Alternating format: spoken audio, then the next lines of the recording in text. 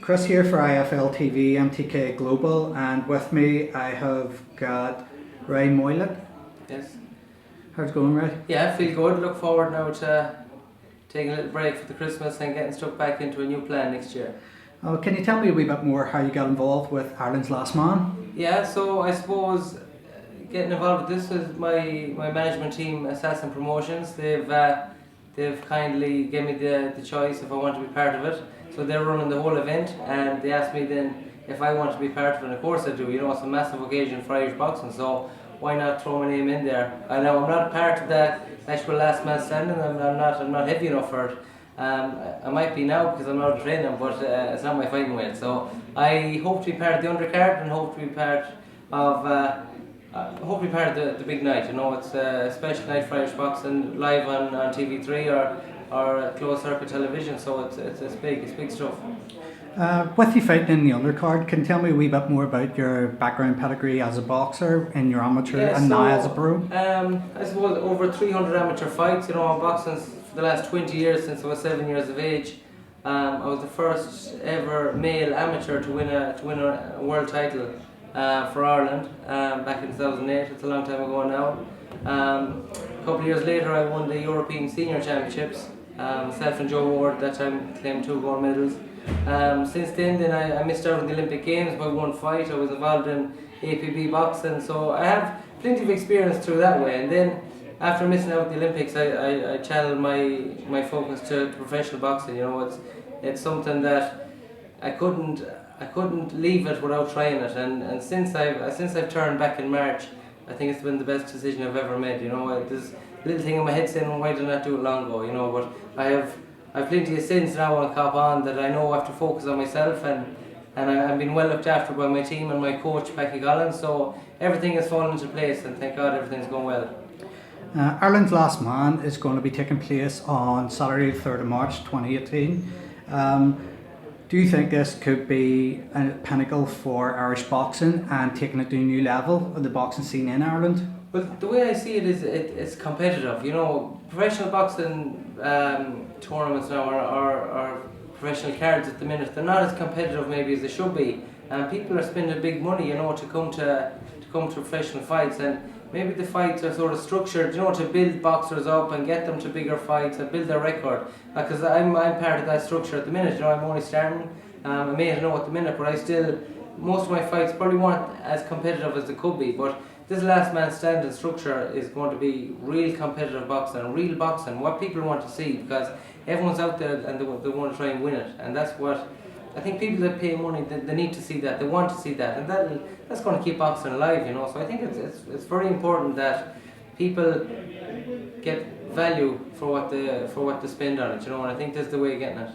Now, we've had Irish boxers before taking part in prize fighter, and was like some Martin Rogan when they fought over in London, John O'Carroll as well. But in this middleweight division, what Irish boxers are you hoping to see on the bill, and who do you think out of those would be the most exciting?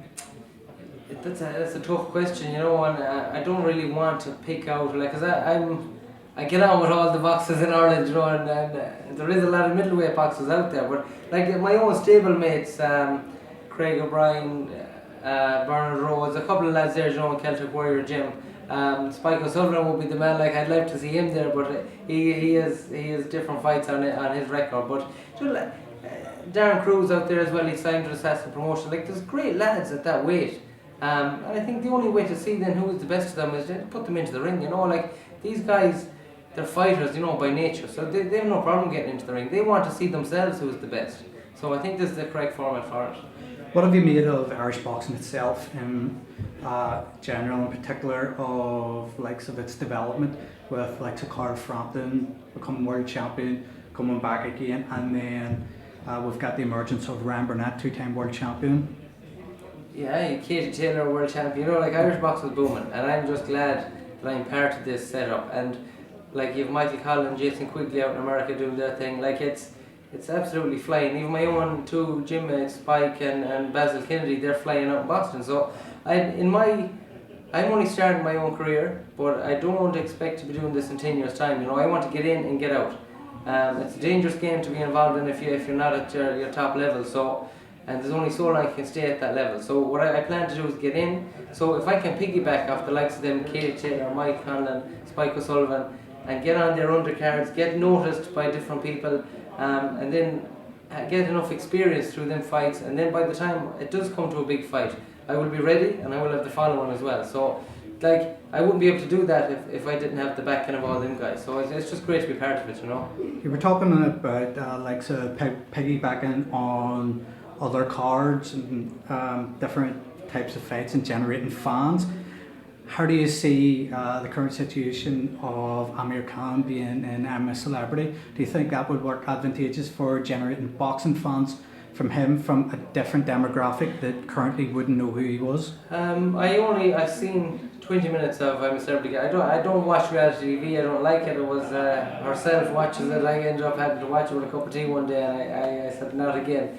But I don't know, will Amir get a lot of fans from it, but he will get, his name needs to get out there. You know, he's lost that vantage point where he's not a boxer anymore, and maybe he craves that attention that he needs to get from somewhere. I can see exactly where he's coming from, because there is not enough boxing fans worldwide just to focus on them. You know, you need to challenge yourself outside of boxing, you know. So growing up, boxing is very special to me, but I like to involve myself in other things, you know, like with the local football club at home. Like I run a gym at home, so I'm involved in the community as well.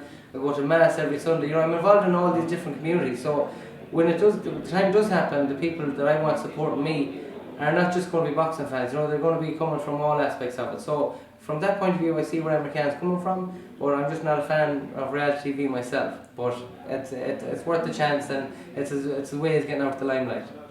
Okay, Ray, thank you very much for talking to us. No problem at all. Thank you very much.